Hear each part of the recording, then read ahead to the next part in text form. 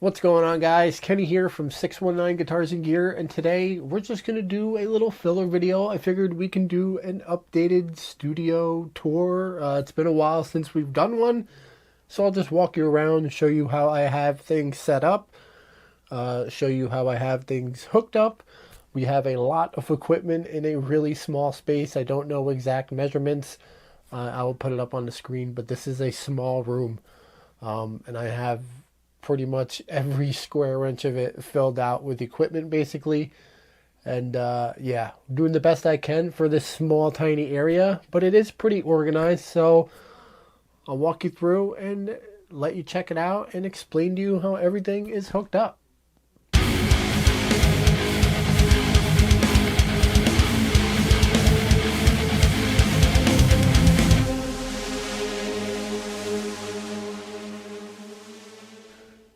Alright, so I figured we could check out the computer area first. I mean, you guys have seen it plenty of times in videos, but I just figured I'd go over how I have some things set up. I got this little small desk for free on the side of the road, believe it or not. I mean, it's kind of a piece of crap. I had to build a slide-out keyboard tray because it did not have one on there. And I didn't want to have my keyboard on top so I could have some more room for my MIDI keyboard and the Quad Cortex. I'm still just running a Dell XPS tower. Believe it or not, have had zero issues with it. It's got a i9 processor and a really good graphics card. When I had it built and selected all the specs, I just wanted it to be good enough to run video editors and Pro Tools and Reaper and stuff like that. And it's been flawless, I have to say, so that's pretty cool. I just have that up on top of some little box I built to get it up off the floor. And then I have a 24-inch 4K monitor. So on top of the desk here, I just have my MPK MIDI keyboard. I use it for doing drums on Easy Drummer and stuff like that. Then I have the Quad Cortex. So the way I have this hooked up is I didn't want to use two different 1/4-inch cables. If I was running plugins or like amp sims on the computer, or if I was using the Quad Cortex, I wanted to be able to use the same 1/4-inch cable. So what I did is I got a DI box, and I have the 1/4-inch cable going into the DI box, then coming out of the output of the DI box, going into the input of the Quad Cortex, and then out of the Quad Cortex going into channel 1 of my Motu M2 interface. And then I have an XLR coming out of the DI going into channel 2 of the Motu interface. So that is just a clean signal straight from the guitar going into channel 2, and then I have all my amp sims set to receive signal from channel 2. So that way you're just getting a clean signal from the guitar for your plugins. And then I have a signal going to the Quad Cortex. So it works out really good. It has no noise or anything. The DI has a ground lift, and you can select instrument or line. So that's all been working out really good. I'm using my KRK still.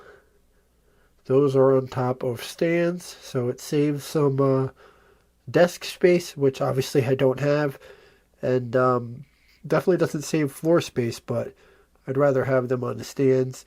On top of the KRKs, I have these cheap, they're not even really, music monitors. They're kind of just regular speakers, but that's what I started mixing on when I first started getting into all this stuff.